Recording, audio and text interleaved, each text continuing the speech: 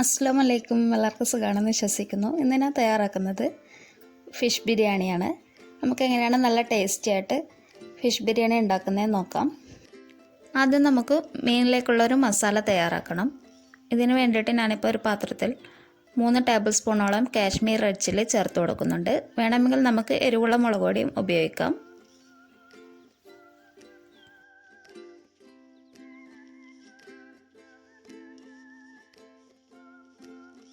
അല്പം മഞ്ഞൾപ്പൊടി കൂടി ചേർത്ത് കൊടുക്കുന്നുണ്ട്. വളരെ കുറച്ച് മാത്രം ചേർത്താൽ മതി. പിന്നെ കുറച്ച് കുരുമുളക് പൊടി കൂടി ചേർത്ത് കൊടുക്കാം. അതൊക്കെ നമ്മുടെ എരിവിനനുസരിച്ചിട്ട് ചേർക്കാവുന്നതാണ്. പിന്നെ പാകത്തിനുള്ള ഉപ്പ് കൂടി ചേർത്ത് കൊടുക്കണം. പിന്നെ കുറച്ച് ഇഞ്ചി വെളുത്തുള്ളി പേസ്റ്റ് കൂടി ചേർക്കുന്നുണ്ട്.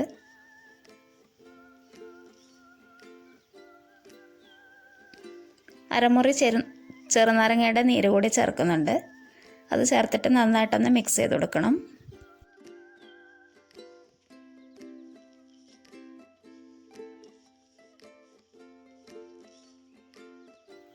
പിന്നെ ഇതിലേക്ക് പാകത്തിനുള്ള വെള്ളം കൂടി ചേർത്തിട്ട് ഇതൊരു പേസ്റ്റ് രൂപത്തിലാക്കിയിട്ട് എടുക്കണം. മസാല നന്നേ ലൂസായി പോകാൻ വേണ്ടി പാടില്ല. ഒരു പേസ്റ്റ് പരുവത്തിലാക്കിയിട്ട് അങ്ങനെ നമുക്കിതൊന്ന് മിക്സ് ചെയ്തെടുക്കണം.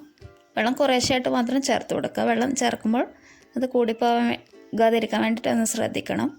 പിന്നെ ഞാൻ ഇതിലേക്ക് അയക്കുറ മീനാണ് ചേർക്കുന്നത്. ഞാനിപ്പം 5 വലിയ സ്ലൈസസ് അതുപോലെ തന്നെ 2 ചെറിയ കഷ്ണം കൂടിയാണ് എടുത്തിട്ടുള്ളത്. ഇതിലേക്ക് നന്നായിട്ടൊന്ന് മസാല തേച്ച് പിടിപ്പിക്കുക.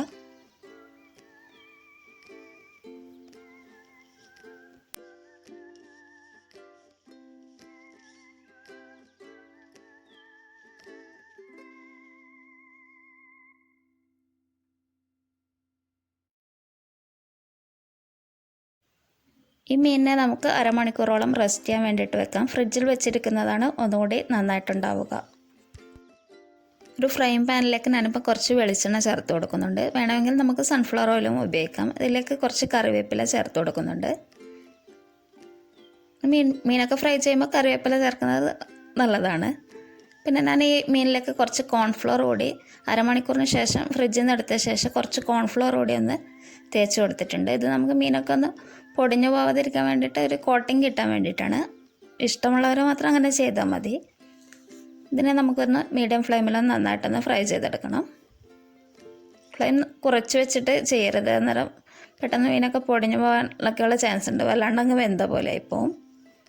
പിന്നെ ഇത് തിരിച്ചിട്ട് കൊടുത്തിട്ട് മീഡിയം ഫ്ലെയിമിലൊന്ന് വേവിച്ചെടുക്കുക. മസാല കരിഞ്ഞു പോകാതിരിക്കാൻ വേണ്ടിയിട്ടൊന്ന് ശ്രദ്ധിക്കണം. ഇതിന് ശേഷം നമുക്കിത് എണ്ണയിൽ നിന്ന് മാറ്റാവുന്നതാണ്. ഒരു പാനിലേക്ക് ഞാൻ കുറച്ച് വെളിച്ചെണ്ണ ചേർത്ത് കൊടുത്തിട്ടുണ്ട്. കൂടുതലൊന്നും വേണ്ട, വളരെ കുറച്ച് മതി. പിന്നെ ഞാനിപ്പോൾ കുറച്ച് നെയ്യ് കൂടി ചേർക്കുന്നുണ്ട്. ഇത് നമുക്ക് സവാള ഫ്രൈ ചെയ്തെടുക്കാൻ വേണ്ടിയിട്ടാണ്. ഞാനിപ്പോൾ 1.5 സവാള എടുത്തിട്ടുണ്ട്. മീഡിയം സൈസിലുള്ള സവാള സ്ലൈസസാണ് ചേർത്ത് കൊടുക്കുന്നത്. ഇത് നമുക്കൊന്ന് ഹൈ ഫ്ലെയിമിലൊന്ന് ഫ്രൈ ചെയ്തെടുക്കാം. ഒരല്പം ഉപ്പ് കൂടി ചേർത്ത് കൊടുക്കുക. അപ്പോൾ നമുക്ക് പെട്ടെന്ന് തന്നെ ഫ്രൈ ആയി കിട്ടാൻ വേണ്ടിയിട്ട് നല്ലതാണ്.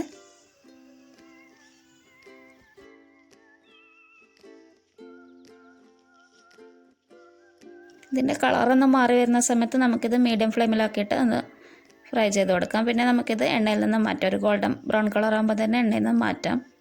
പിന്നെ ഞാനിപ്പോൾ ഇതിലേക്ക് തന്നെ കുറച്ച് അണ്ടിപ്പരിപ്പ് ചേർത്ത് കൊടുത്തിട്ടുണ്ട്. അതും നമുക്ക് ഫ്രൈ ചെയ്തെടുക്കുക. കരിഞ്ഞു പോകാതിരിക്കാൻ വേണ്ടിയിട്ട് ശ്രദ്ധിക്കണം. സവാളയും കരിഞ്ഞു പോകാതിരിക്കാൻ ശ്രദ്ധിക്കണം. ഞാനിപ്പോൾ കുറച്ച് മുന്തിരി കൂടി ചേർത്തിട്ടുണ്ട്. അതും കൂടി ഒന്ന് നമ്മൾ എണ്ണയിലൊന്ന് ഫ്രൈ ചെയ്തെടുക്കുക. മസാലയിൽ ചേർക്കാൻ വേണ്ടിയിട്ട് ഞാനിപ്പോൾ 2 കഷ്ണം മീനൊന്ന് ഈ ഒരു എണ്ണയിൽ തന്നെ ഒന്ന് ഫ്രൈ ചെയ്തെടുക്കുന്നുണ്ട്. ഈ ഒരു സെയിം ഓയിലിൽ തന്നെയാണ് ഞാൻ മസാല ചെയ്തെടുക്കുന്നത്. ഇതൊന്ന് ചേർത്തിട്ട് ഡീപ്പ് ഫ്രൈ ആവേണ്ട ആവശ്യമില്ല. ഒന്ന് ചെറുതായിട്ടൊന്ന് മുരിച്ചെടുത്താൽ മതി. ഒരുപാട് നേരം ഫ്രൈ ആവരുത്. ഈ ഒരു സെയിം ഓയിലിലോട്ട് തന്നെ ഞാനിപ്പം ഇഞ്ചി വെളുത്തുള്ളി പച്ചമുളക് പേസ്റ്റ് ചേർത്ത് കൊടുക്കുന്നുണ്ട്. പച്ചമുളക് ഞാൻ ഏകദേശം 15 എണ്ണോളം ഉപയോഗിച്ചിട്ടുണ്ട്. 15 എണ്ണമൊക്കെ ആണെങ്കിലും അത്ര വലിയ എരിവൊന്നും ഉണ്ടാവില്ല. അപ്പോൾ എരിവ് കൂടുതൽ വേണ്ടുന്നവർക്ക് അതിനനുസരിച്ചിട്ട് തന്നെ ചേർത്ത് കൊടുക്കാം. പിന്നെ ഞാനിതിലേക്ക് 4 സവാള ചേർത്ത് കൊടുക്കുന്നുണ്ട്.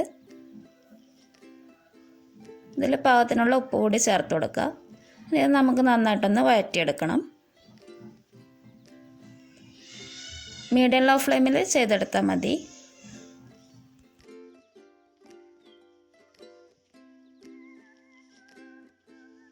പിന്നെ ഇതിലേക്ക് കുറച്ച് മഞ്ഞൾപ്പൊടി കൂടി ചേർത്ത് കൊടുക്കുക. ഇത് ചേർത്തിട്ട് നന്നായിട്ട് തന്നെ ഒന്ന് വഴറ്റി കൊടുക്കുക.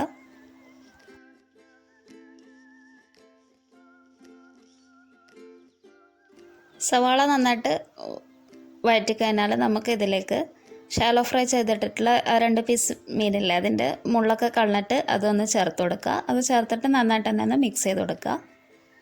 പിന്നെ ഞാൻ മാരിനേറ്റ് ചെയ്ത ഒരു മസാല കുറച്ച് ബാക്കി വന്നിട്ടുണ്ടായിരുന്നു, അപ്പോൾ അതുകൂടി ഇതിലേക്ക് ചേർത്ത് കൊടുക്കുകയാണ്. അതിപ്പോൾ അങ്ങനെ ചേർക്കുന്നില്ലെങ്കിൽ കുറച്ച് മുളക് പൊടിയും മല്ലിപ്പൊടിയും വേണമെങ്കിൽ ചേർക്കാം. പിന്നെ ഇതിലേക്ക് ഞാനിപ്പം 3 തക്കാളി ചേർത്ത് കൊടുക്കുന്നുണ്ട്. ഞാനിപ്പോൾ ചെറിയ സൈസിലുള്ള തക്കാളിയാണ് ചേർത്തിട്ടുള്ളത്. മീഡിയം സൈസൊക്കെ ആണെങ്കിൽ 2 എണ്ണമൊക്കെ ചേർത്താൽ മതി. ഇതും ചേർത്തിട്ട് നന്നായിട്ട് തന്നെ ഒന്ന് വഴറ്റി കൊടുക്കുക. ഇത് മീഡിയം ലോ ഫ്ലെയിമിലൊക്കെ ഒന്ന് ചെയ്താൽ മതി.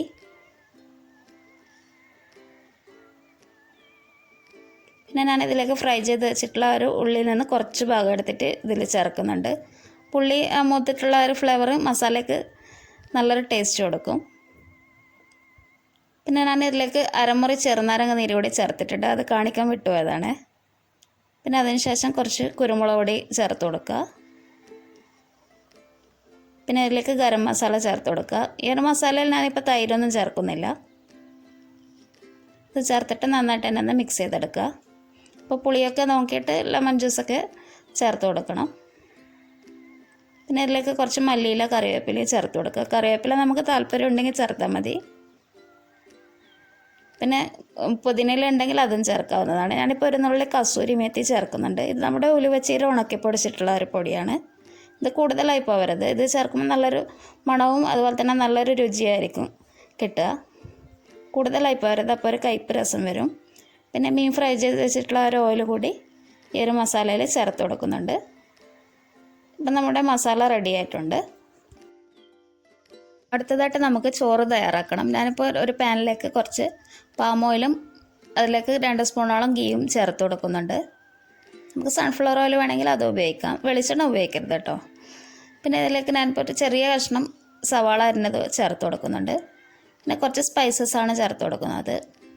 5-6 ഏലക്കായി, അതുപോലെ തന്നെ കുറച്ച് ഗ്രാമ്പൂ, പട്ട, പിന്നെ കുറച്ച് കുരുമുളകും കുറച്ച് പെരുംജീരകം ചേർത്തിട്ടുണ്ട്. പിന്നെ ഇതിലേക്ക് നമുക്ക് കഴുകി ഡ്രെയിൻ ചെയ്ത് വെച്ചിട്ടുള്ള അരിയാണ് ഞാൻ ചേർക്കുന്നത്. ഞാനിപ്പോൾ 6 ഗ്ലാസ് അരിയാണ് ഇവിടെ ചേർത്തിട്ടുള്ളത്. ഇതിലേക്ക് പാകത്തിനുള്ള ഉപ്പ് കൂടി ഒന്ന് ചേർത്ത് കൊടുക്കണം. പിന്നെ ഇത് നന്നായിട്ടൊന്ന് വറുത്തെടുക്കണം. വറുത്തെടുക്കുന്ന സമയത്ത് നമുക്കിത് അരിയൊക്കെ ഒന്ന് കടിച്ച് നോക്കുമ്പോൾ പൊട്ടി വരുന്ന ആ ഒരു സമയം വരെ നമ്മളിതൊന്ന് നല്ലോണം ഒന്ന് മീഡിയം ലോ ഫ്ലെയിമിലൊന്ന് വറുത്തെടുക്കുക. പിന്നെ ഇതിലേക്ക് തിളച്ചുകൊണ്ടിരിക്കുന്ന വെള്ളമാണ് ചേർക്കുന്നത്. ഇതിപ്പോൾ 1 കപ്പ് അരിക്ക് 2 കപ്പ് വെള്ളം എന്നുള്ളതാണ് കണക്ക്. ഞാനിപ്പം 6 ഗ്ലാസ് അരിയാണ് എടുത്തിട്ടുള്ളത്, അതുകൊണ്ട് 12 ഗ്ലാസോളം വെള്ളം ഞാനിപ്പം ചേർത്ത് കൊടുത്തിട്ടുണ്ട്. പിന്നെ ഇതിലേക്ക് കുറച്ച് ക്യാരറ്റ് കൂടി ചേർത്ത് കൊടുക്കുന്നുണ്ട്. പിന്നെ പ്രഷർ കുക്കറിൽ ചെയ്യുമ്പോൾ അതിൻ്റെ അളവിലൊക്കെ ചെറിയ വ്യത്യാസമുണ്ട്. ഞാൻ ഇതിന് മുമ്പ് ഒരു ബിരിയാണി റെസിപ്പി ഇട്ടിട്ടുണ്ടായിരുന്നു, അപ്പോൾ അത് കാണാത്തവരുണ്ടെങ്കിൽ ലാസ്റ്റ് എൻഡ് സ്ക്രീനിൽ കൊടുക്കാം. അപ്പോൾ അവിടെ ക്ലിക്ക് ചെയ്ത് കഴിഞ്ഞാൽ നിങ്ങൾക്കത് വീഡിയോ കാണാൻ പറ്റും. നമ്മൾ കറിവേപ്പില ചേർത്തിട്ട് ഒന്ന് അടച്ചു വെക്കുക. ഇതിപ്പോൾ നമ്മൾ ഹൈ ഫ്ലെയിമിലാണ് തിളപ്പിച്ചെടുക്കുന്നത്. ഇപ്പോൾ നമ്മുടെ ഈ അരിയും വെള്ളവും കൂടി ഒരേ ലെവലിലാവുന്ന സമയത്ത് നമ്മൾ ഒന്ന് നന്നായിട്ട് ഇതൊന്ന് തിരിച്ചിട്ട് കൊടുത്തിട്ട് പിന്നെ നമ്മളിത് ലോ ഫ്ലെയിമിലാണ് കുക്ക് ചെയ്തെടുക്കുന്നത്. ആദ്യം ഹൈ ഫ്ലെയിമിൽ, പിന്നെ നമ്മൾ ലോ ഫ്ലെയിമിൽ മാത്രം കുക്ക് ചെയ്തെടുക്കുക.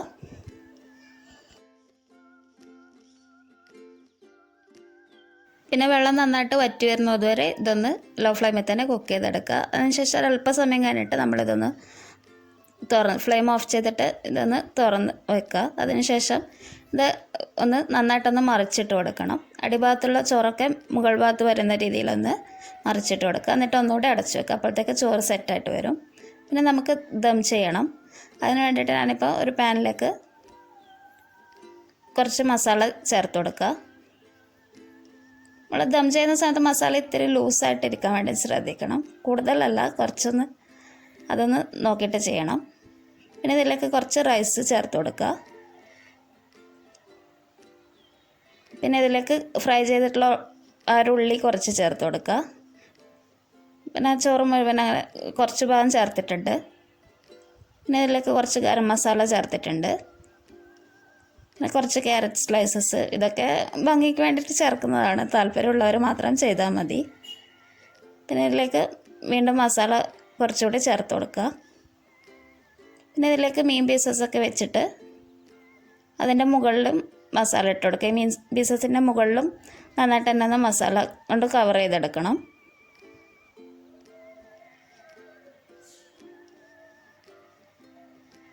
പിന്നെ ഇതിലേക്ക് കുറച്ച് മല്ലിയില കൂടി ചേർത്ത് കൊടുക്കുന്നുണ്ട്. പിന്നെ അതുപോലെ തന്നെ ക്യാരറ്റ് സ്ലൈസസൊക്കെ ചേർക്കുക. പിന്നെ ഫ്രൈ ചെയ്തിട്ടുള്ള ഒരു ഉള്ളി ചേർക്കുന്നുണ്ട്. പിന്നെ വീണ്ടും നമ്മൾ റൈസ് ചേർത്ത് കൊടുക്കുക. പിന്നെ ഞാനിതിലേക്ക് യെല്ലോ ഫുഡ് കളർ ആണ് ചേർക്കുന്നത്. അതിൻ്റെ പൊടി കുറച്ച് വെള്ളത്തിൽ മിക്സ് ചെയ്തിട്ടാണ് ചേർക്കുന്നത്. ഞാനിപ്പോൾ റെഡ് ഫുഡ് കളർ കൂടി ചേർക്കുന്നുണ്ട്. ഇതൊക്കെ ഓപ്ഷണലാണ്. ഇതൊക്കെ ഫോട്ടോയ്ക്ക് ഒരു ഭംഗിക്ക് വേണ്ടിയിട്ട് ചെയ്യുന്നതാണ്. പിന്നെ ഇതിലേക്ക് നമ്മൾ ഫ്രൈ ചെയ്ത് വെച്ചിട്ടുള്ള അണ്ടിയും മുന്തിരിയൊക്കെ ചേർത്ത് കൊടുക്കുക. പിന്നെ അതുപോലെ തന്നെ കുറച്ചുകൂടി ഗരം മസാല മുകളിലും ചേർത്ത് കൊടുക്കുക. കുറച്ച് മല്ലിയില കൂടി ചേർക്കുക. പുതിനയില ഉണ്ടെങ്കിൽ അതും കൂടി ചേർക്കുക. നല്ലൊരു മണവും ഫ്ലേവറൊക്കെ ആയിരിക്കും. പുതിനയിലൊക്കെ ചേർക്കുന്നുണ്ടെങ്കിൽ വളരെ കുറച്ച് മാത്രം ചേർക്കുക. ഇനി ഇത് നമുക്ക് ലോ ഫ്ലെയിമിൽ 20 മുതൽ 30 മിനിറ്റ് വരെ ഒന്ന് വെച്ചിരിക്കുക. നന്നായിട്ട് അടച്ചിരിക്കണം. ഇതിൻ്റെ ഒരു മൂടി അതൊന്ന് ശ്രദ്ധിക്കണം. ഇപ്പോൾ 20 മിനിറ്റ് കഴിഞ്ഞിട്ടുണ്ട്. അപ്പോൾ നമ്മുടെ അടിപൊളി ബിരിയാണി റെഡി ആയിട്ടുണ്ട്. എല്ലാവരും ഇതൊന്ന് ട്രൈ ചെയ്ത് നോക്കണം. നിങ്ങളുടെ ഫീഡ്ബാക്കൊക്കെ അറിയിക്കുക. പിന്നെ വീഡിയോ ഇഷ്ടപ്പെട്ടിട്ടുണ്ടെങ്കിൽ ചാനൽ ആദ്യമായിട്ട് കാണുന്നവരുണ്ടെങ്കിൽ ഒന്ന് സബ്സ്ക്രൈബ് ചെയ്യുക. താങ്ക്